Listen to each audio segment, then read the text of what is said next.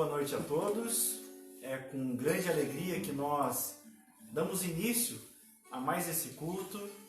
Mais uma vez, a boa mão do Senhor tem nos guardado, tem nos sustentado durante essa semana e hoje a gente pode cultuar a Ele.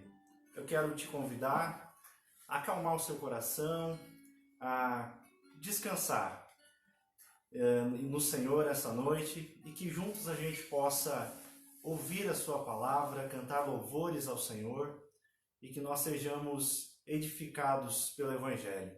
Eu quero te convidar a orarmos para darmos início ao culto. Obrigado, Senhor, por esse dia, por mais uma vez o teu cuidado sobre as nossas vidas ter sido renovado. Isso são a sua misericórdia sobre nós. Que essa noite nós possamos cantar louvores a Ti, que o Seu nome seja exaltado, seja glorificado através dos louvores, que nós possamos ouvir a Tua palavra e que o Evangelho, ele confronte o nosso coração, transforme-o, para que nós possamos ouvir e também ser praticantes. Que nessa noite nós possamos sentir o consolo do Seu Espírito Santo. Que tudo seja para a sua glória. É o que nós te pedimos, em nome do teu Filho amado Jesus. Amém. Meus queridos, eu quero convidar vocês para lermos um texto da Bíblia Sagrada. Se você tem uma Bíblia aí perto, gostaria que você abrisse ela no Salmo de número 116 e que você fizesse essa leitura comigo. Estará projetado aqui ao meu lado, na parte destacada. Você lê-se comigo, ok? Salmo de número 116, dos versos 1 até o 4 e depois do 12 ao 19. Salmo 116. Assim está escrito: Amo o Senhor, pois Ele ouve o clamor da minha súplica. Inclina seu ouvido para mim. Eu o invocarei enquanto viver. Os laços da morte me cercaram. As angústias do Sheol se apoderaram de mim. Sofri tribulação e tristeza. Então invoquei o nome do Senhor. Livra-me, Senhor. Que darei ao Senhor por todos os benefícios que Ele me tem dado? Tomarei o cálice da salvação e invocarei o nome do Senhor. Cumprirei meus votos ao Senhor, na presença de todo o seu povo. A vida dos seus seguidores é preciosa aos olhos do Senhor. Senhor, sou teu servo, filho da tua serva. Tu me livraste das minhas cadeias. Eu te oferecerei sacrifícios de ação de graças e invocarei o nome do Senhor.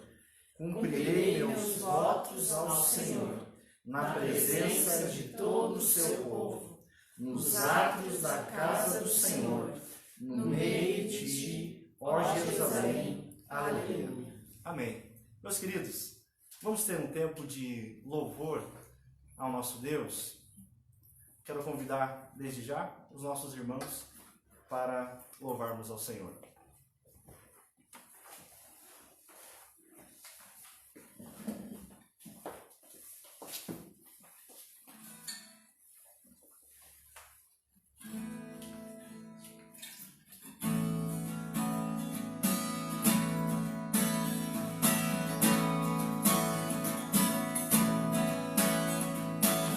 Quem derrotou a escuridão em minha amor.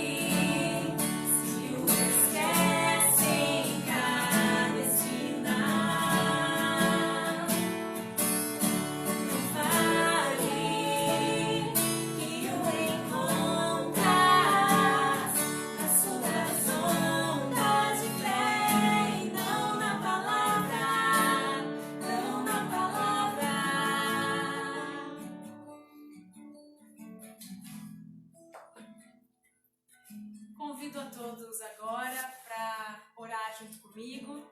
Vocês podem acompanhar a oração no telão.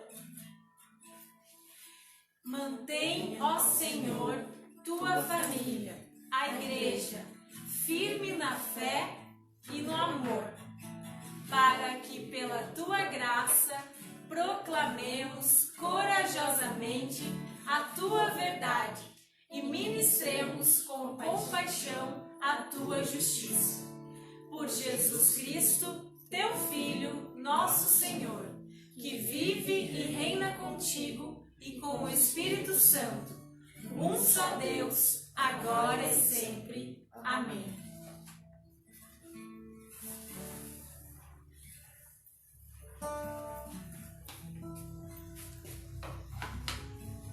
Boa noite, meus queridos irmãos, amigos, membros da Igreja Fé e Vida, frequentadores e todos que nos assistem aqui nas transmissões desses cultos que temos feito no Facebook, também agora no Instagram. Uma boa noite a todos. Quem não me conhece, eu sou o Marcelo, pastor dessa comunidade, e antes nós temos um tempo de reflexão e estudo da palavra. Eu queria convidar você para mais uma vez fechar os teus olhos, onde você está, na sua casa, no carro, na sala, onde estiver, fechar os teus olhos, e nós queremos fazer uma oração para que Deus nos ilumine, para que Deus nos abençoe com a sua palavra. Amém? Você pode fazer isso comigo? Eu quero convidar você a fechar os seus olhos. Pai querido, nas tuas mãos coloco, Senhor, a minha vida, que o Senhor abençoe, Deus, esse momento, assim que o Senhor tem abençoado até aqui, nesse culto, também, Deus, a transmissão da tua palavra. Que o Senhor realmente ilumine, Deus, os nossos olhos para compreendermos, Deus, as Escrituras, qual é a sua vontade. Que o Senhor fale, Deus, ao meu coração, fale ao coração dos meus irmãos e amigos, todos que nos assistem. Deus, que a sua vontade prevaleça sobre nós, Senhor, em nome de Jesus. Senhor, em tuas mãos está, Senhor, os meus queridos irmãos, e esse período, que o Senhor possa aquietar o nosso espírito. Não nos deixa, Deus, devido às agitações e ansiedades de estar em casa, Deus, as distrações, as tentações do smartphone, que nós possamos, Deus, nos aquietar para ouvir o Senhor. Deus, eu sei que o Senhor tem algo para nos dizer, e nós queremos dizer, eis-nos aqui, Senhor, fala conosco. Em nome de Jesus, abre os nossos olhos, abençoa a pregação da tua palavra. Amém e amém. Amém, meu querido, minha querida. Se você tem uma Bíblia aí junto com você, eu queria que você abrisse ela no Evangelho de Marcos, capítulo 12, versículo 35. Nós vamos ler do 35 até o 40. Evangelho de Marcos, segundo o Novo Testamento, capítulo 12, versículo 35. Um minutinho, esperar você aí abrir a sua Bíblia, ou no Smart, ou física. Queria que você permanecesse nesse texto, que nós vamos continuar nele durante essa exposição da palavra. Ok? Marcos, Evangelho de Marcos, capítulo 12, versículo 35. Vamos lá? Queria fazer essa leitura com você então. Evangelho de Marcos 12, 35. Jesus, ensinando no templo, perguntou: como dizem os escribas que o Cristo é o filho de Davi? O próprio Davi falou pelo Espírito Santo. Disse o Senhor ao meu Senhor: sente-se à minha direita até que eu ponha os seus inimigos debaixo dos seus pés. O próprio Davi chama a Cristo de Senhor. Então, como ele pode ser filho de Davi e a grande multidão o ouvia com prazer? Diz o texto. E ao ensinar, Jesus dizia: cuidado com os escribas, que gostam de andar com as vestes talares e as saudações nas praças. Buscam as primeiras cadeiras nas sinagogas e os primeiros lugares nos banquetes. Devoram as casas das viúvas e, para justificar, fazem longas orações. Estes sofrerão juízo mais severo. Bom, hoje nós vamos dar continuidade à exposição bíblica, à pregação desse mesmo texto que nós fizemos no domingo passado, no dia 7 de junho. Nós começamos essa mensagem domingo passado e eu falei que eu ia fazer essa mensagem ela em 3 partes. Então nós desenvolvemos o primeiro ponto, o primeiro argumento dessa mensagem domingo passado. Hoje eu vou desenvolver o segundo e domingo que vem eu quero desenvolver o terceiro argumento desta série, que acabou sendo. E o tema dessa reflexão é: quem é verdadeiramente Jesus? Essa é a pergunta mais importante e que precisa ter uma resposta bem clara e objetiva. É a pergunta que move o mundo. Uma pergunta extremamente importante, porque a partir do entendimento de quem é Jesus Cristo, haverá desdobramentos e consequências. Então, o momento histórico ou o contexto desse texto que eu acabei de ler para vocês, do Evangelho de Marcos, capítulo 12, então o contexto histórico ele se desenrola na última semana da vida e do ministério do Senhor Jesus. Eu tenho e especificamente o dia da terça-feira, a terça-feira da Semana Santa. Jesus subiu, eu tenho sempre feito essa recapitulação, Jesus subiu bem cedo a Jerusalém para passar o dia ensinando as pessoas no templo. Ao meu ver, Jesus, para esse dia de terça-feira, ele tinha um objetivo principal, muito claro. Ele queria passar o dia ensinando no templo. E uma das ênfases ou do objetivo principal do seu ensino para aquele dia, diante dos textos da Palavra de Deus, eu acredito que era que ele desejava revelar plenamente quem ele era. Visto que mesmo os seus discípulos mais chegados, os 12, aqueles que andavam sempre com Jesus, nos últimos 3 anos, andaram com Jesus para cima e para baixo, mas mesmo estes mais chegados ainda não sabiam, e nós estamos na última semana da vida do ministério de Jesus, e ainda os mais chegados não sabiam bem, de fato, quem era Jesus. Num certo momento, desse tempo que eles andaram com Jesus, diante de acontecimentos, os discípulos chegaram a perguntar: quem é esse que até o vento e o mar lhe obedecem? Evangelho de Marcos 4, 41. Quem é esse? Eles já estavam andando com Jesus, mas ainda tinham essas indagações. Quem é esse que nós temos andado? Os ventos, o mar obedecem. Quem é ele? Então havia uma confusão ainda na cabeça dos discípulos. Muito graças à teologia e ao ensino bíblico ruim que eles ouviram e creram ao longo de suas vidas, do qual eu falei na pregação passada. E como eu disse, ao meu ver, Jesus foi ao templo na terça-feira, naquele dia, para dizer quem ele era verdadeiramente. Só que a gente lendo o capítulo 12 do Evangelho de Marcos, nós vemos que Jesus passou grande parte daquele dia respondendo perguntas de menor importância.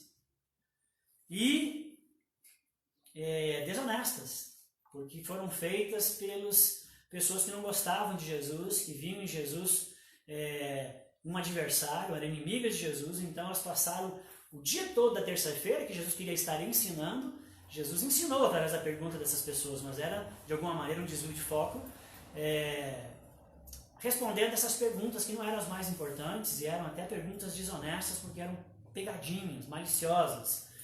Mas a grande pergunta, aquilo que realmente era importante, a pergunta que move o mundo, ninguém fez.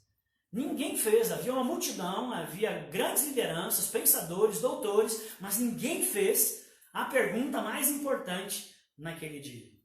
A pergunta que deveria ter sido feita era: quem és tu? Quem é você? Quem é esse homem que entrou em Jerusalém há 2 dias atrás, aos gritos de Hosana, de salve o rei? Quem é esse que encanta as multidões com seus ensinos, a sua personalidade, o seu amor e a sua vida? Quem é você? Essa pergunta ainda não tinha sido feita. Enquanto quando cessaram as perguntas e ninguém fez a pergunta mais importante, Jesus passa a falar sobre ele mesmo a respeito dessa pergunta que deveria ter sido feita, e foi por isso que ele foi nesse dia ao templo. Quem é verdadeiramente Jesus? Quem é esse homem? Domingo passado eu falei então do primeiro ponto a respeito dessa pergunta. Quem é Jesus? Antes de Jesus responder a essa pergunta, quem é o Cristo, quem é Jesus, ele precisou corrigir ensinos que distorciam a resposta e que levavam para um caminho diferente da verdade. Ele precisou desfazer toda a carga do estrago da teologia ruim dos mestres, dos educadores, dos religiosos, dos escribas daquela época, que com suas pregações e ensinos bíblicos corromperam a fé das pessoas, não entregaram a verdade, entregaram uma verdade corrompida. Então Jesus precisou primeiro corrigir e com isso também mostrar o quanto que é nocivo e ruim um ensino bíblico de baixa qualidade, raso, ruim, deturpado, como era o caso do ensino dos escribas. Por isso que ele começa perguntando: o que os escribas têm ensinado? O que os escribas têm ensinado vocês a respeito de quem é o Cristo? O Cristo, caso você não saiba, porque muitas pessoas acham que Cristo é o sobrenome de Jesus. Então é Jesus Cristo, né? Mas não, Cristo não é o sobrenome de Jesus. Meio que ficou assim, assim que as pessoas acham que Cristo é o sobrenome. Mas Cristo significa, a palavra Cristo significa Messias, enviado, é um título de Jesus. Ele é o Cristo. Jesus, o Cristo, ficou Jesus Cristo. Então não é o sobrenome, tá, querido? E Jesus está questionando, o que tem ensinado, o que eles têm ensinado aí para vocês nas pregações, nos domingos, no sábado, na verdade, né? Nas escolas bíblicas e nos PGs, a respeito de quem é o Cristo. Bom, essa é a grande pergunta, aquilo que realmente importa e importava. Mas Jesus foi distraído com perguntas secundárias durante aquele dia. E a pergunta que move o mundo ninguém fez. Então agora Jesus vai tratar desta pergunta. E a pergunta que deveria ter sido feita era esta, né? Então, eu falei a respeito desse problema dos escribas semana passada, no primeiro ponto. Eu não tenho como rever tudo aqui porque vai alongar e não é o objetivo. Eu preciso entrar no segundo ponto. Mas se você quiser, você pode procurar aí na timeline da página da igreja no Facebook e assistir essa pregação. Vale a pena, é bem interessante para fazer o complemento aqui, né? Então, esse ensino ruim presente nas pregações do discipulado dos escribas acabou traduzindo e mostrando para toda aquela nação que Jesus era apenas um grande líder, que Jesus ele era descendente de Davi, e como Davi, que foi um grande rei, o Messias, o Cristo que viria um dia no futuro, seria também um ser humano magnífico, um ser humano muito bom, mas um grande líder, um soberano que libertaria os judeus, a nação, da tirania dos impérios que a dominavam já há muitos séculos. Então esse seria o Cristo no ensino que os escribas estavam passando para o povo. Um descendente de Davi, um herói nacional. Com isso, eles estavam centralizando o ensino bíblico nas capacidades de um homem. A esperança deles estava sobre um homem.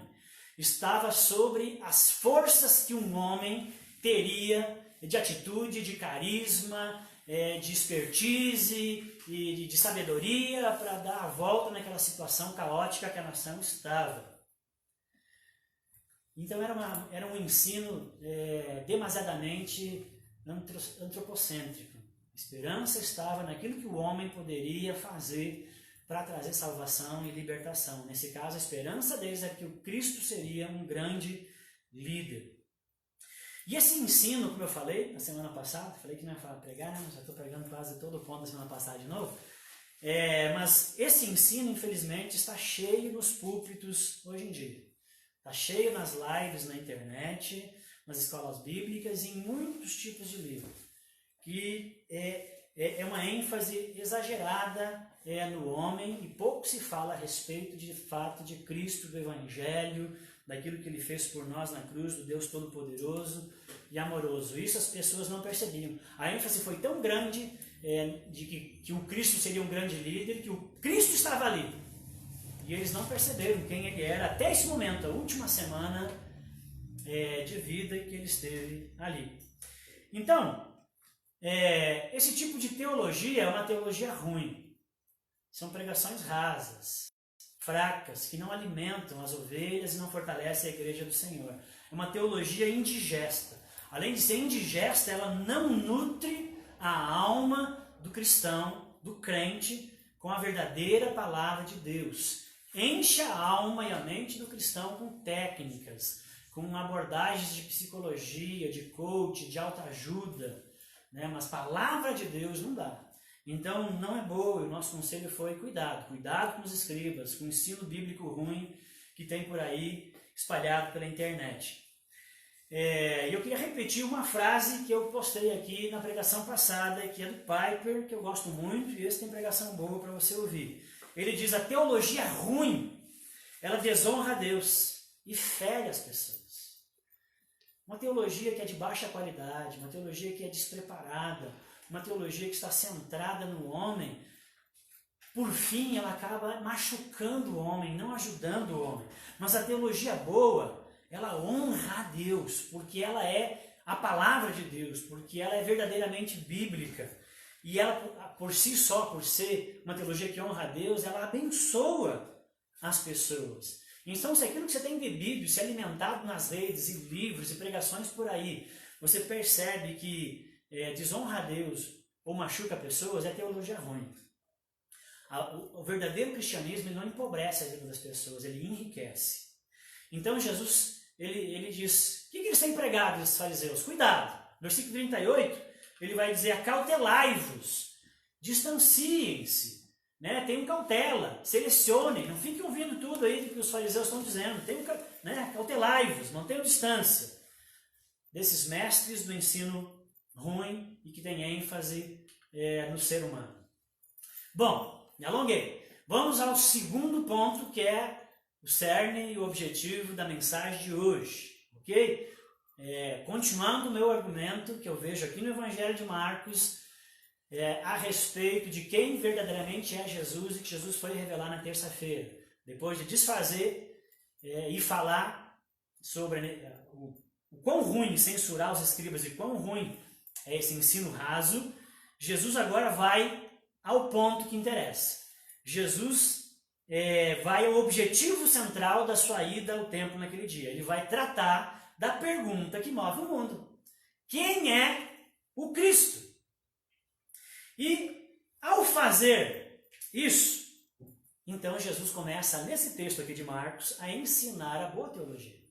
Já que ele estava alertando a respeito de que existe uma teologia que é ruim, que não alimenta as ovelhas, que é indigesta e que faz mal, que tem muito por aí, que você precisa ter cuidado, ele agora então começa a mostrar o que é a boa teologia, o que é o bom alimento, o que é a verdadeira pregação do Evangelho, o que é a verdadeira pregação bíblica, aquela que deve ser ensinada nos púlpitos, aquela que deve ser ensinada nos pequenos grupos, células, nas escolas bíblicas e nas lives. Porque ela não nos rouba a glória da graça de Cristo, mas ela nos dá, ela nos põe diante da glória e da graça de Cristo. A teologia boa fortalece as doutrinas da graça, enquanto que a teologia ruim, o ensino ruim, a pregação ruim, é antropocêntrica. A teologia boa, ela é teocêntrica, ela é cristocêntrica, ela é centrada em Cristo. E é firmada, alicerçada no nosso Senhor, na sua obra perfeita realizada na cruz do Evangelho. A boa teologia, ela exalta a Cristo. A boa teologia, ela confia plenamente em Cristo. Ela aponta para Cristo. Ela se ancora em Deus e não no homem. A palavra de Deus é muito rica, ela pode nos ensinar sobre o que for. Você pode fazer muitos tipos de pregações diferentes a partir da palavra de Deus. Desde de economia, da política, do lazer, do casamento, criação de filhos, mas independente de qual for a mensagem e o ensino e a área que a palavra de Deus tocar, ela precisa apontar para Cristo. Ela precisa apontar para a cruz e mostrar que a cruz, o Evangelho, aquilo que Deus fez por nós, é a solução para endireitar aquilo que foi distorcido pelo pecado. A pregação é boa, ela é cristocêntrica, ela precisa apontar para Jesus e não se ancorar no homem. Então, vamos olhar para aquilo que Jesus disse e que ele está defendendo, aonde que ele mostra que a teologia boa é isso que eu estou falando para você. Então, no versículo 36 e 37. Semana passada a gente ficou mais no 35. Então, hoje nós vamos nos deter mais no 36 e no 37. Jesus pergunta o que os fariseus andam ensinando. E com isso ele vai mostrar que os fariseus estavam ensinando coisa errada e distorcendo. Então ele vai mostrar a verdade.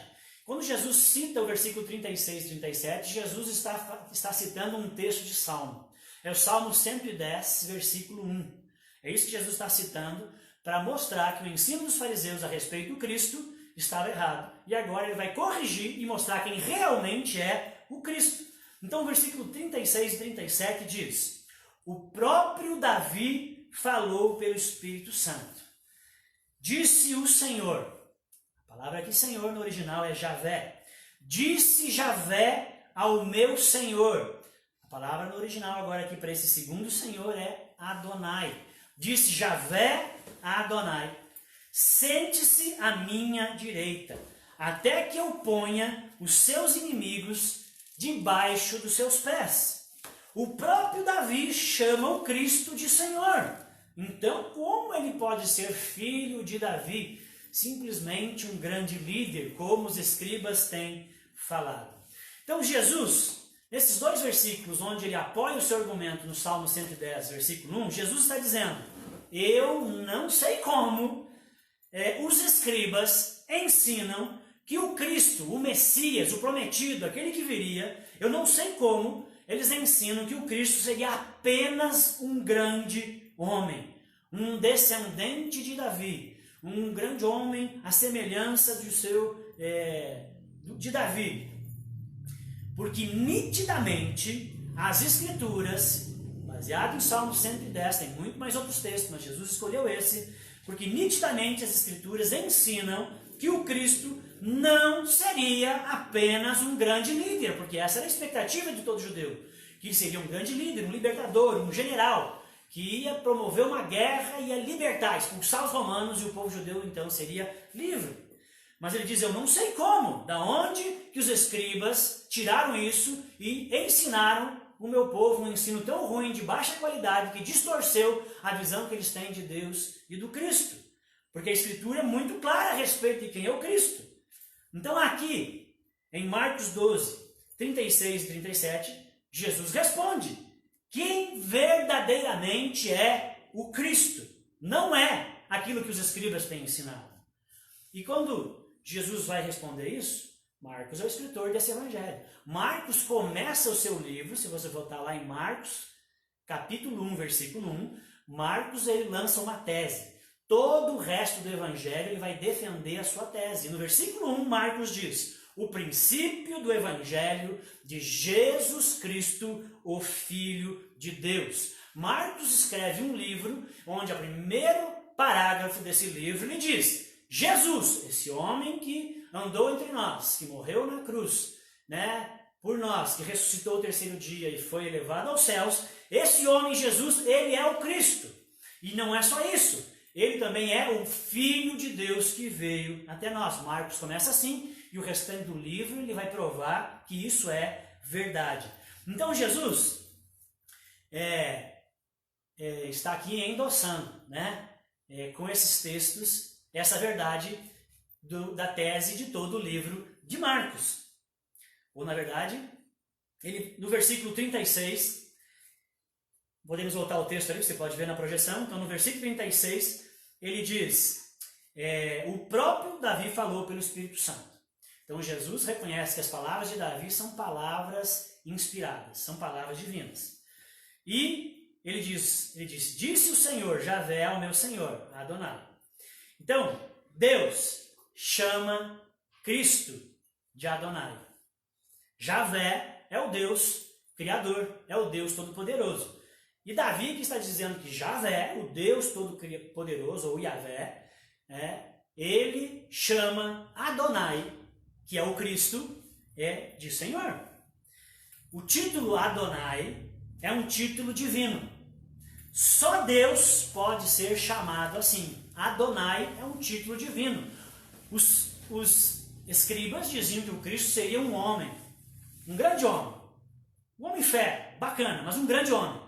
Mas Jesus está dizendo que o Cristo, segundo as Escrituras, seria chamado de Adonai. E Adonai é um título divino. Por quê? Porque Cristo não é só um grande homem. Ele é Deus. O versículo 36 ainda diz que o Cristo, o Adonai, sentaria à direita de Deus, à direita de Javé.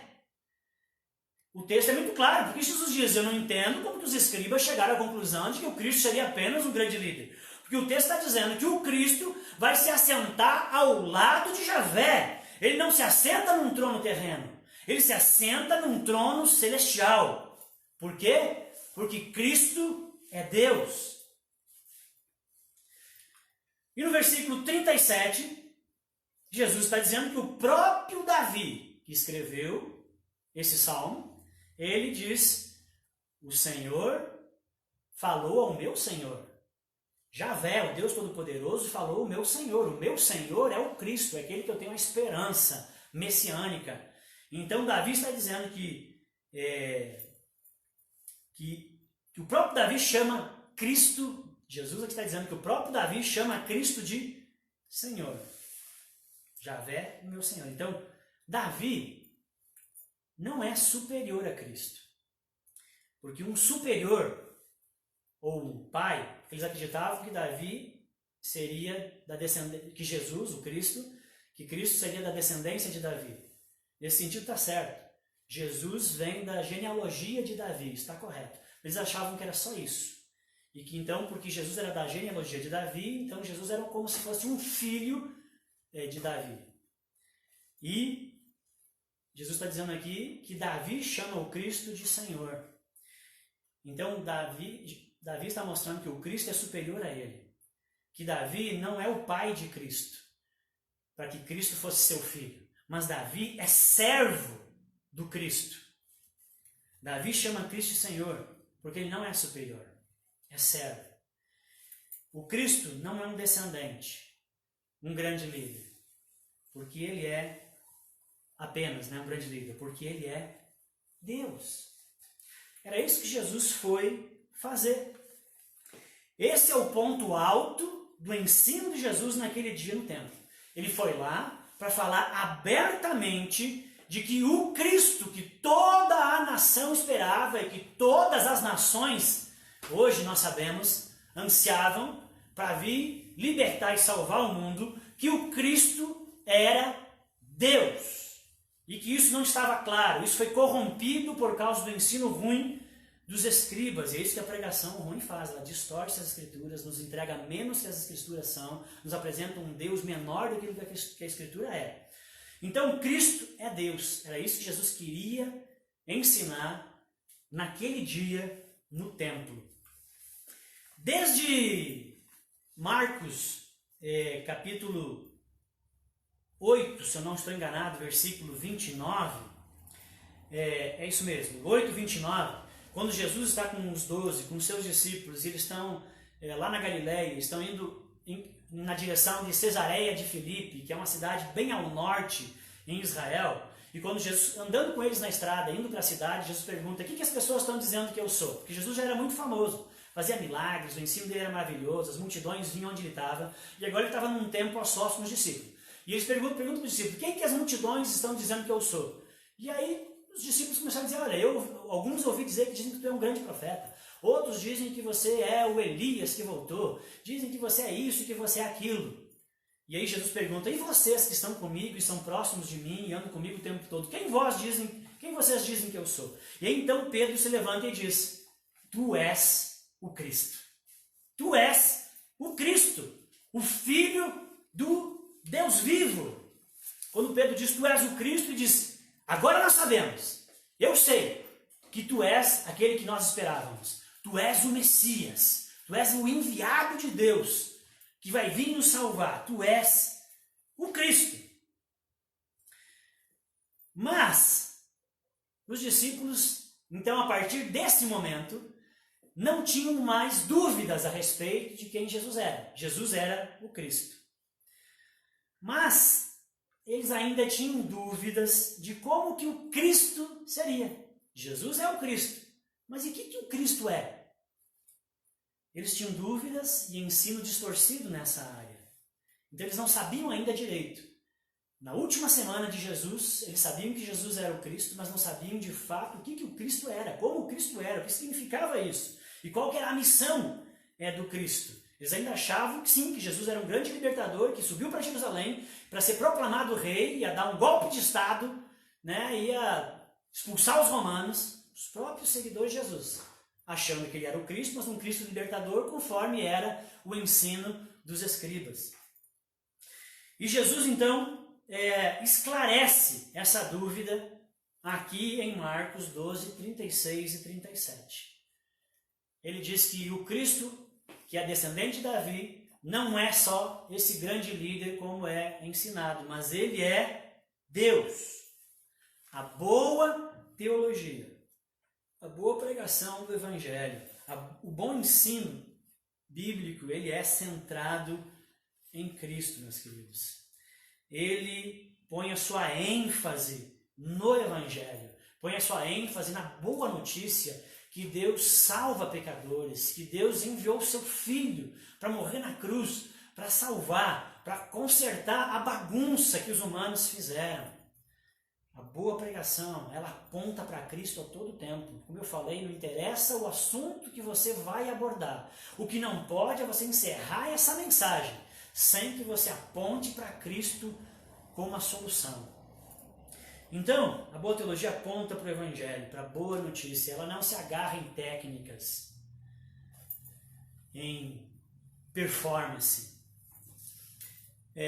Bom, então agora Jesus, nessa terça-feira da sua vida, terça-feira da Semana Santa, as cartas estão na mesa. Jesus é o Cristo e o Cristo é Deus. Com essa explicação e esse ensino, ele revelou de fato a natureza do Cristo que o povo não sabia. Meus irmãos, se eu estivesse lá, mas independente de eu ou você podemos voltar no passado, uma máquina do tempo, estar lá quando Jesus disse isso.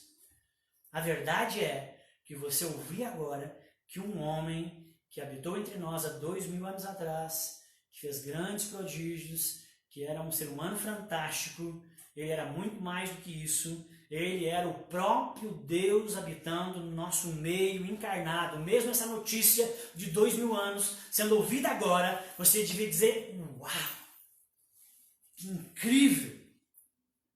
Deus existe. E a prova é que ele veio até nós. Ele habitou no nosso meio. E sabe o que isso significa? Que ele se importa. Ele se importa com as suas criaturas. E essa informação de que Deus existe, que Jesus é Deus, ela não pode ser uma informação qualquer. É o tipo de informação como a alavanca de Arquimedes. Ela move o mundo. Ela precisa ser tão bombástica ao ponto de mudar tudo. Mudar o mundo, mudar a vida, mudar os significados, mudar os rumos. Então, nós precisamos desfazer esse equívoco. Vou bater mais um pouquinho nessa ideia. Porque Jesus foi ao templo para bater nesse equívoco. O equívoco de que as pessoas achavam que ele era apenas um grande líder, quando ele não era apenas um grande líder, mas ele era o próprio Deus. E até hoje ainda as pessoas estão nesse equívoco. Tem muitas pessoas, dentro e fora das igrejas, das diferentes tipos de igrejas e correntes de fé, desde catolicismo, protestantes, evangélicos, muitas pessoas ainda olham para o Senhor Jesus como se ele fosse um grande líder. E Jesus foi um grande líder? Não. Como assim? Mas agora me caiu os buteados do bolso. Ele não é um grande líder. Ele não é apenas um grande líder para ser estudado, admirado, se escrever livros sobre ele. Ele não é um modelo e um exemplo de vida a seguir, como várias outras pessoas piedosas e legais, que têm biografias fantásticas, que tem por aí, né? Um grande homem. Aliás, ele pode ser um mentiroso. Ele pode ser até um louco, mas não um grande líder. A única coisa que ele não pode ser é apenas um grande líder. Apenas um homem fantástico. Ele, o próprio Jesus, não nos deixou essa opção de que as pessoas acreditassem que ele era um grande líder, um grande mestre da moral, um grande exemplo de vida apenas. Diante daquilo que Jesus nos deixou, ou ele é um mentiroso, ou ele é um louco, ou ele é Deus. Esse é o argumento de C.S. Lewis, num livro que eu quero indicar para você, vale a pena, tem teologia boa, chamado Cristianismo Puro e Simples. Vale a pena esse livro. Você vai encontrar esse argumento no livro de C.S. Lewis. Também você vai encontrar esse argumento no livro de Josh McDowell, chamado Mais do que um Carpinteiro. 2 livros muito bons que tratam desse argumento que eu estou trazendo para você. E eles defendem lá que Jesus, diante do que ele fez, diante do que ele disse que ele era, porque ele está dizendo que ele é o Cristo e que o Cristo é Deus, então ele disse: eu sou Deus. Eu não sou apenas um grande líder, eu sou Deus. Diante dessa afirmação de Jesus, talvez ele fosse um mentiroso. Porque muitas pessoas podem surgir por aí dizendo que é Deus, né? E que é um ser especial, um ser iluminado, um ser de outra galáxia, né? Então ele seria esse tipo de ser. Isso ele ensinou para as pessoas. Mas ele sabia que não era. Mas ele ensinou isso. Então o que ele é? Um mentiroso. Ele ensinou uma mentira daquilo que ele não era. Mas impossível acreditarmos que esse homem que ensinou verdades, princípios e uma vida tão linda e bela fosse um mentiroso. E morresse por essas mentiras, e pessoas morressem por causa dessas mentiras, essa mentira perdurasse até onde nós estamos. É um argumento muito difícil de acreditar. Então, Jesus não seria um mentiroso, mas talvez ele pudesse ser um louco. Ele dizia que era Deus, e para ele não estava mentindo, ele realmente acreditava que ele era Deus, mesmo não sendo Deus. Então isso é loucura, é uma esquizofrenia. Então isso é uma hipótese que pode ser verdade, que pode ser aceita. Então Jesus, quando dizia que era Deus, na verdade não era Deus, ele era só um louco que dizia ser Deus. Mas também não é verdade que pessoas que demonstram esse tipo de esquizofrenia, esse tipo de loucura, tem alteração de comportamento, violência, isso seria visto na biografia, na vida de Jesus, e nada disso foi transparecido, pelo contrário, suas palavras eram serenas, sábias, inteligentes, profundas, que não condizem com um louco.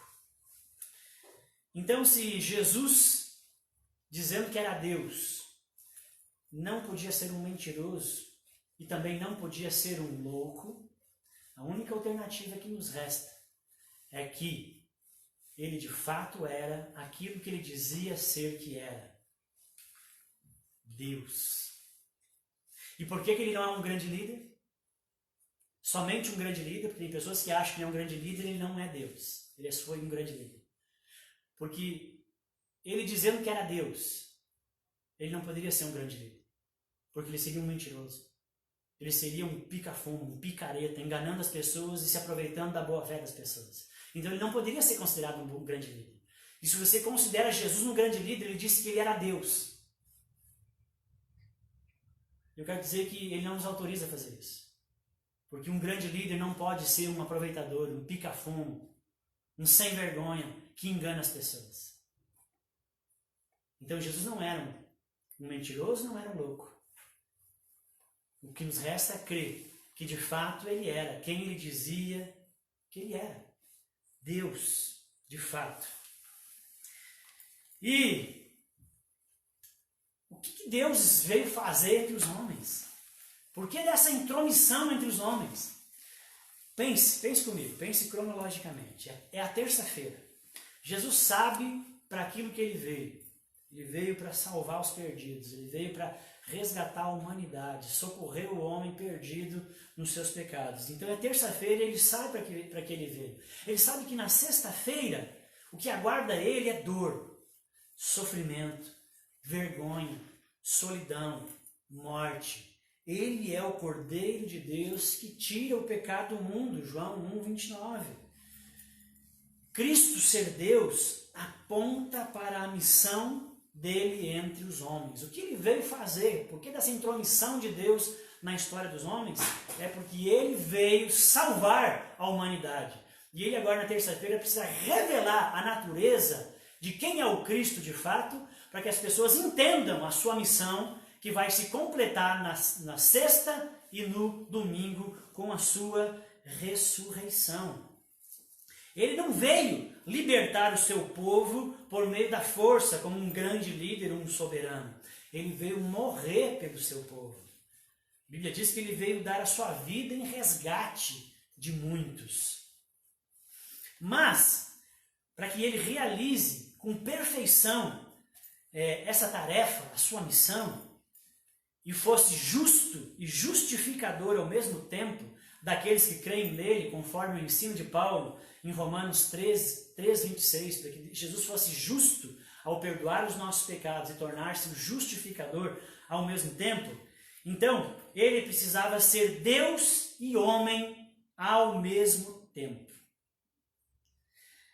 Assim, sendo Deus e homem ao mesmo tempo, tanto a justiça de Deus como o seu imenso amor não seriam manchados quando Cristo perdoasse todos os nossos pecados lá na cruz.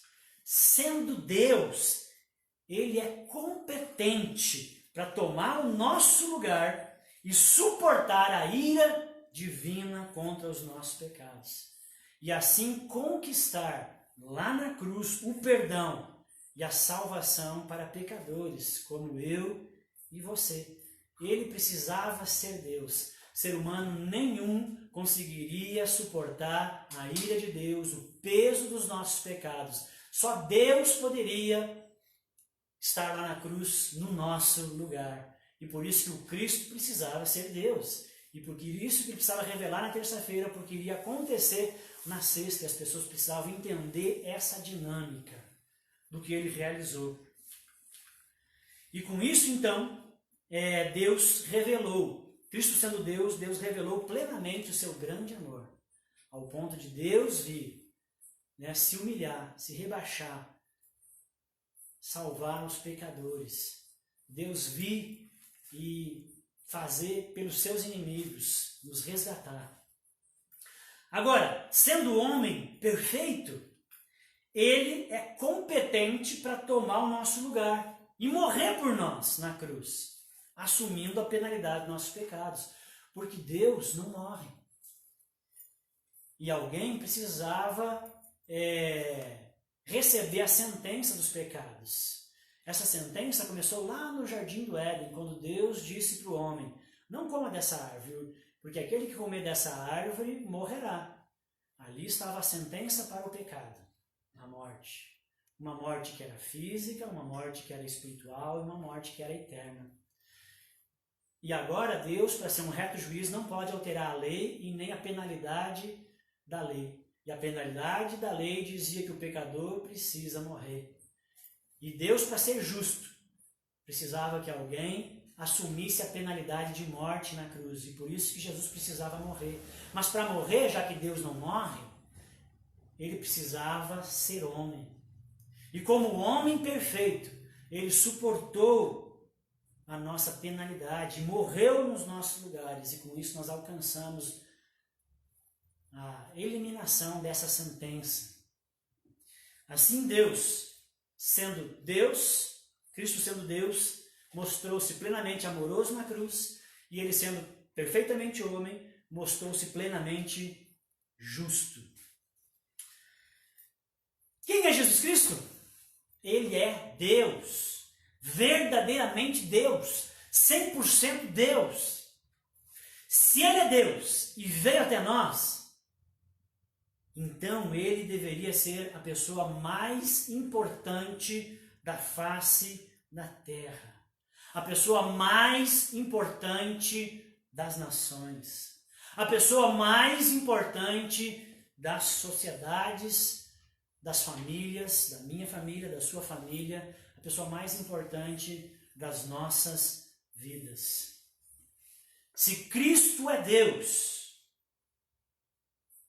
e a sua vida não muda nada em saber ou confessar isso, ou dizer que acredita nisso, que Jesus é Deus, a sua vida não muda, é porque você não acredita nisso. É isso. Vamos ser sinceros, irmãos.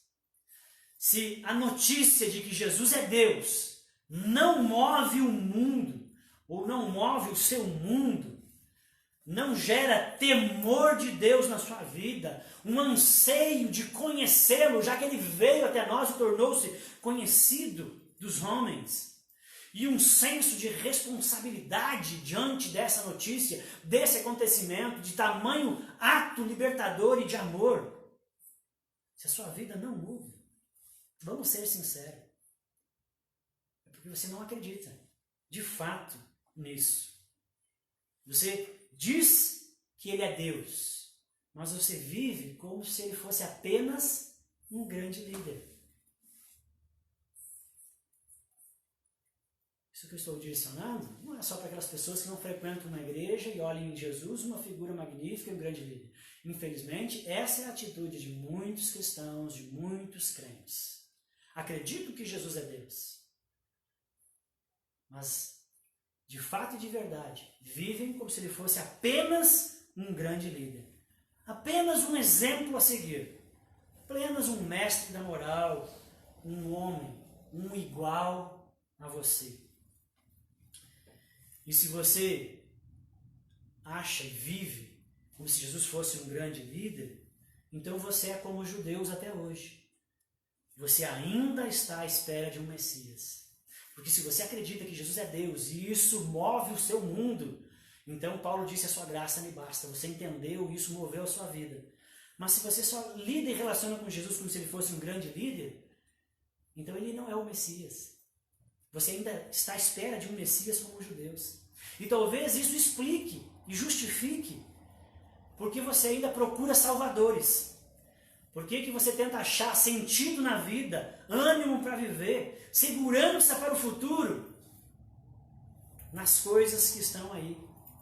Para alguns, em relacionamentos amorosos, lança toda a sua esperança num romance, num namoro, numa paixão, até mesmo às vezes na esposa, no marido, né?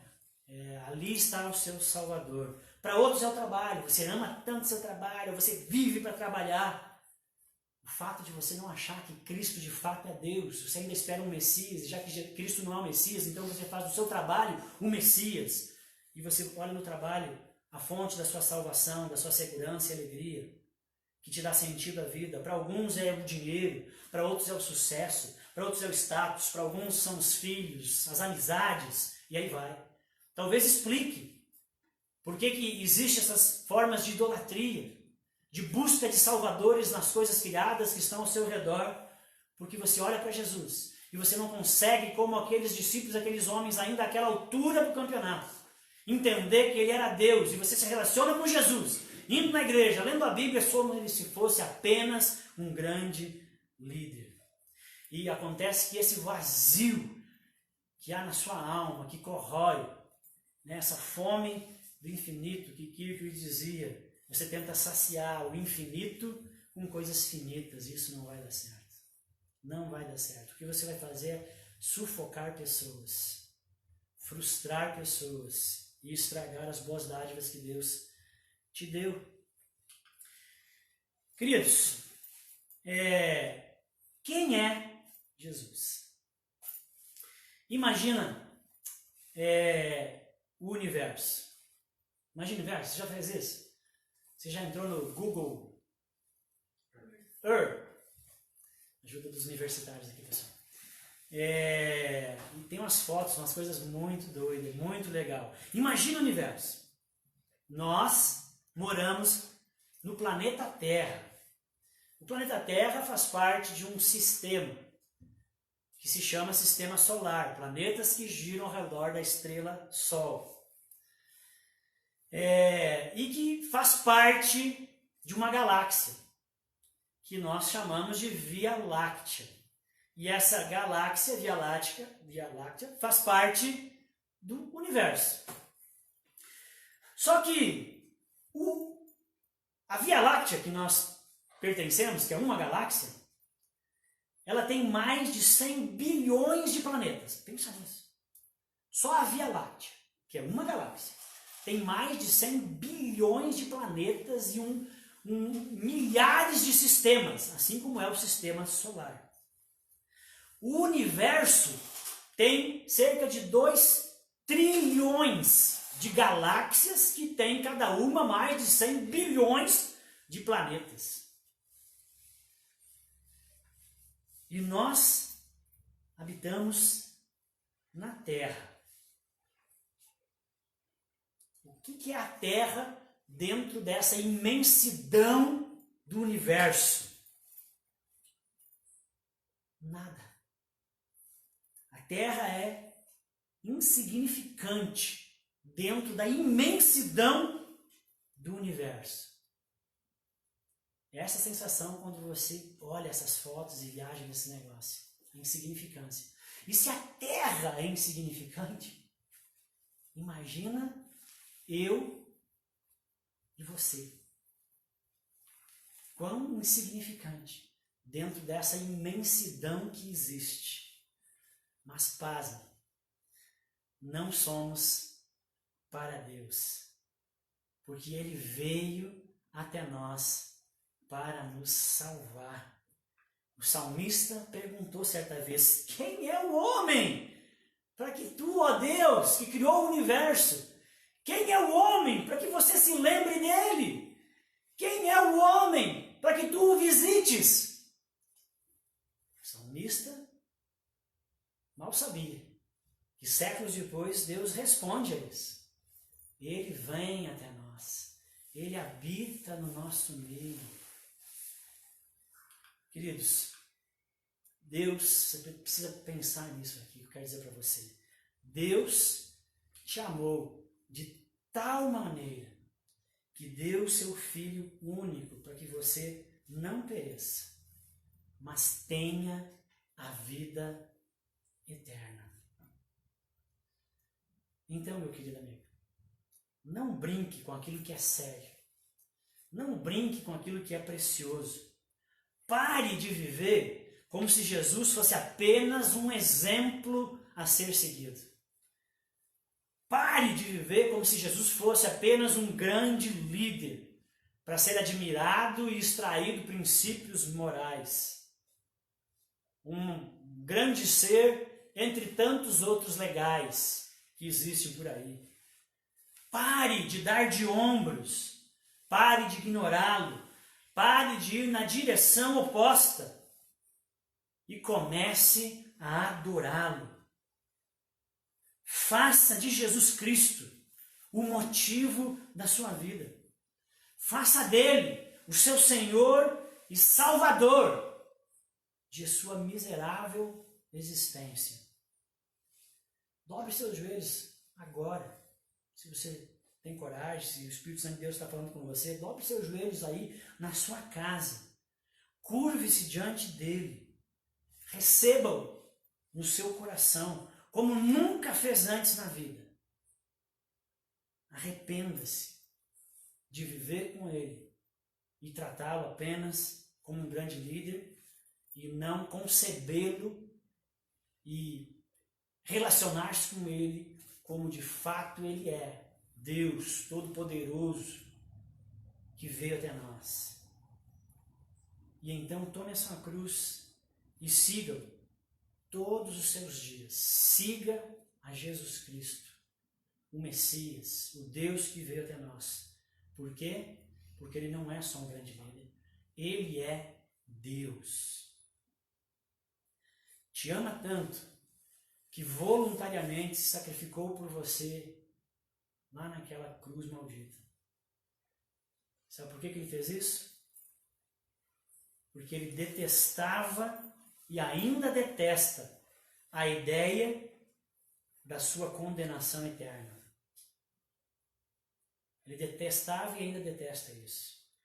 Mas presta atenção, mas é o que vai acontecer se ele for apenas um grande líder para você.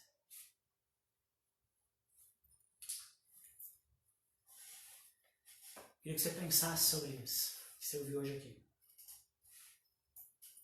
A pregação é forte, porque a mensagem de Jesus na terça-feira era forte.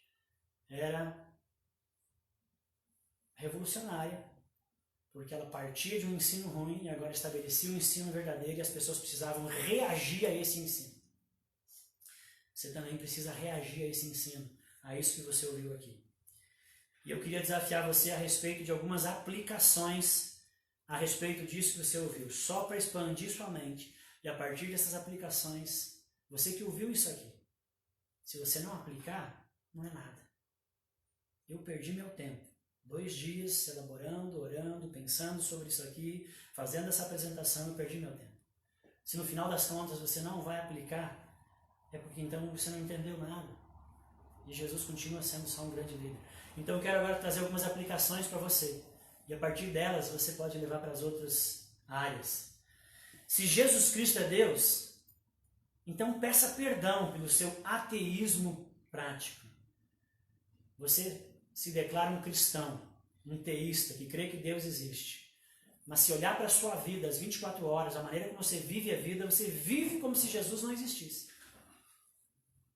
E isso é um ateísmo prático.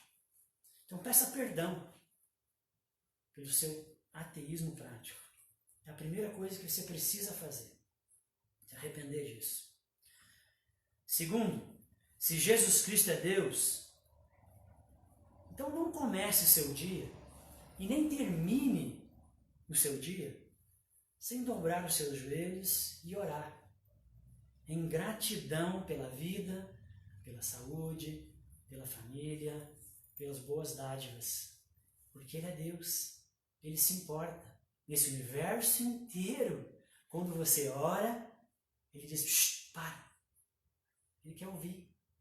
Ele inclina seus ouvidos. Ele se importa. Então, se Cristo é Deus, não comece seu dia e nem termine seu dia sem orar, porque Ele é Deus. Se Cristo é Deus, seu relacionamento ou compromisso com Ele não pode ser meia boca. Com Cristo, ou é tudo, ou é nada, meu amigo. Ou você reage a essa notícia de que Ele é Deus, e Ele entrou na história e mudou o mundo, e precisa mudar o seu mundo e os seus rumos a partir disso, ou não adianta nada. Essa vidinha de cristão meia boca não dá. É a vidinha de quem acha que Cristo é apenas um grande líder. 4. Se Jesus Cristo é Deus, então viva com integridade e retidão para trazer a máxima glória ao nome dele. Ele é Deus. Você pertence a Ele, você é súdito dele. Então viva de tal maneira que as pessoas que Jesus seja exaltado na sua vida. Então viva com integridade, com retidão. Sobre integridade e retidão, deixa eu falar uma coisa que eu acho que é bem pontual para esse momento. Estou abrindo aqui só um além. Você pode fazer outros desdobramentos. Nós estamos num tempo de pandemia, um tempo de crise econômica, muitas pessoas perdendo suas provisões, perdendo emprego, tendo seus recursos achatados, mas os boletos continuam vindo. E aí você começa a não ter o dinheiro para pagar as suas contas. Uma situação muito chata, desagradável para o cristão que quer honrar os seus compromissos. Mas não há pecado você não ter o dinheiro e diante dessa situação você se vê apertado e aí você vai ter que talvez escolher que prestação pagar. Eu sei que é assim que está acontecendo com muitas pessoas. Mas se Cristo é Deus, você sabe disso, e Ele veio até nós, você se importa com isso, você quer honrar, não dá de ombro para as pessoas que você deve. Mesmo que você não tenha dinheiro e elas saibam disso. Seja responsável, procure as pessoas e diga, eu não tenho para te pagar. Eu perdi o emprego, meus recursos diminuíram. Eu estou te dizendo, eu estou só te procurando para você segurar um pouco. Assim que der, eu vou pagar. Você renegocia a sua dívida. Você conversa com os credores, porque você tem um nome a zelar, que é o nome de Cristo que você carrega. Esse é um desdobramento. Você precisa pensar a respeito de integridade e retidão em tempos de pandemia. 5. Se Jesus Cristo é Deus, então seja um fiel estudante da Bíblia. Por quê? Para saber e obedecer, para descobrir mais sobre Ele, a sua vontade e obedecer. Obedeça, meu querido. Não inventa pretextos justificativas. Se Cristo é Deus, Ele é o Todo-Poderoso, não tem comando mais importante. Obedeça. Mas para obedecer, você precisa conhecer a sua vontade e os seus ensinos. Seja um fiel estudante da Bíblia. Comece a ler o Novo Testamento. Comece em Mateus e segue o resto do Novo Testamento, ou vai em João primeiro e segue as leituras. Estude a Bíblia. 6.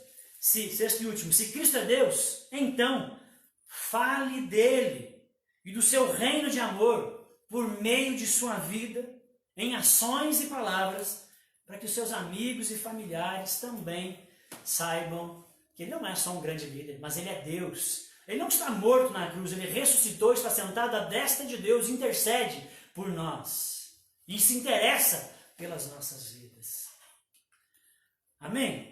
Só algumas aplicações para você e agora eu queria terminar essa mensagem ainda orando com você, meu irmão. Vamos orar? Queria que você fechasse seus olhos diante daquilo que você ouviu, da boa teologia que nos aponta a Cristo como Deus e a reação que precisamos ter diante dessa grandiosa verdade. Vamos orar?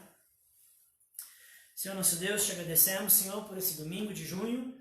Ouvimos, Deus, essas palavras. Obrigado por ter aberto os nossos olhos e podermos entender aquilo que realmente Marcos estava querendo dizer, aquilo que Marcos se propôs a ensinar quando escreveu esse evangelho, especificamente esse capítulo e esse trecho, reproduzindo as palavras do Senhor Jesus. Era isso.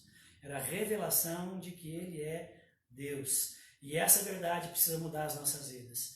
Deus, se essa verdade faz com que a gente continue morno, que a gente continue dando de ombro, vivendo a vida de qualquer maneira, tocando a vida, Senhor, à revelia, do nosso jeito, despreocupados com a vontade, com o anseio, com o desejo de Deus que veio até nós, que nos salvou. Deus, que o Senhor nos gere uma santa tristeza que nos leve ao arrependimento, Deus, e a mudança de atitude. E que nós possamos, Senhor, em gratidão o tamanho da importância que o Senhor deu a nós. E a Cristo, que voluntariamente se entregou por nós, Deus, que essa gratidão e contentamento nos faça ter uma vida que brilhe, que transborde, que atraia pessoas. Nos ajuda, Senhor, a partir desse ensino, Deus, e dessa verdade, proclamar essa verdade a outras pessoas também. Em nome de Jesus eu oro. Abençoe a mim e os meus irmãos a termos a reação correta diante da resposta a essa pergunta que move o mundo. Que possa também mover as nossas vidas, em nome de Jesus. Amém e amém. Amém, queridos? Então, essa era o que eu tinha para falar para vocês hoje. Semana que vem, dia 21 de junho, nós vamos trazer o terceiro ponto dessa mesmo trecho. Marcos 12, 35 a 40. Onde Jesus censura a teologia ruim, apresenta a teologia boa, e agora ele vai falar do severo juízo vindouro, né? Você vai ter que responder a quem Jesus é. Ele é Deus.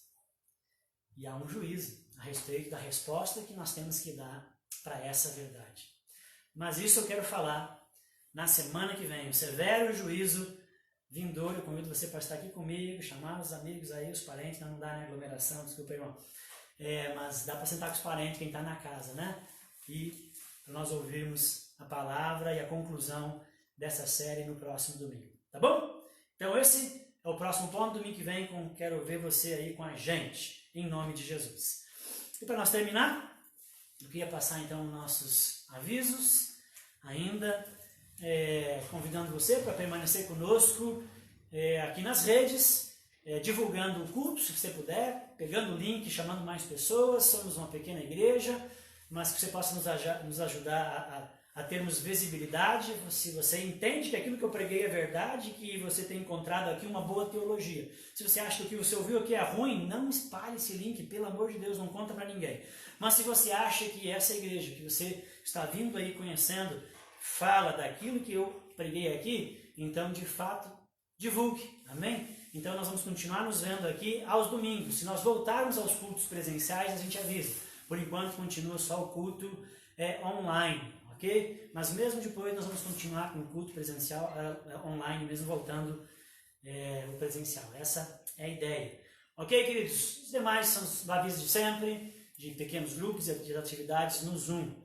Se você que é membro da igreja, um frequentador assíduo, passar por necessidade, aperto, né? Ainda a gente não sabe, é muito incerto muitas coisas a respeito da pandemia, os rumos da economia, nós queremos socorrer você estando ao nosso alcance. Então você precisa falar, né, que está passando necessidade, fome, né, quer ajudar alguém com uma cesta básica, uma conta de luz que não vai ter grana para pagar. Como igreja do Senhor, nós queremos te socorrer, você que é membro dessa comunidade ou tem frequentado ela assiduamente. E seja bem-vindo você que tem nos conhecido aqui, para ir nos conhecer também quando acabar essa crise. E que você possa nos ajudar também, né, contribuindo financeiramente, fazendo seus depósitos, das suas contribuições, dízimo e oferta, através do depósito bancário na conta da Caixa, tá bom?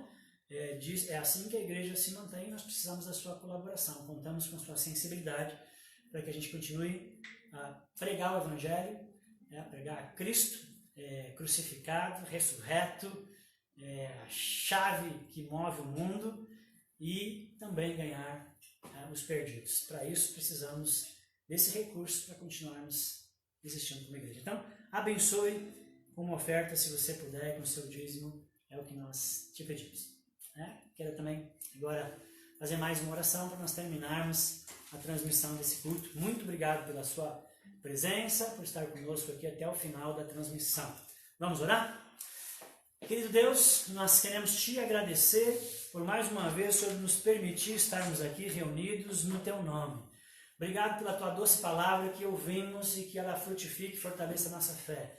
Eu oro abençoando os meus irmãos para que tenham uma semana realmente rica, uma semana gostosa, onde o Senhor livre do mal, proteja, guarde, Que o Senhor também abençoe o trabalho, abençoe, Deus, a família, abençoe, Deus, o ganha-pão, os recursos dos meus irmãos. Que o Senhor proteja a igreja do Senhor, Deus, no meio da crise do Covid-19. Deus, guarde a saúde. Deus, em nome de Jesus, em todos os sentidos, Senhor, a boa mão do Senhor esteja sobre as nossas vidas. Pedimos em nome do Pai, Filho e Espírito Santo de Deus. Amém, meus queridos? Que o Senhor Jesus Cristo seja com o nosso espírito e que sua graça seja com todos nós. Vá em paz, Deus te abençoe, uma ótima semana. Muito obrigado mais uma vez. Abraço, irmãos.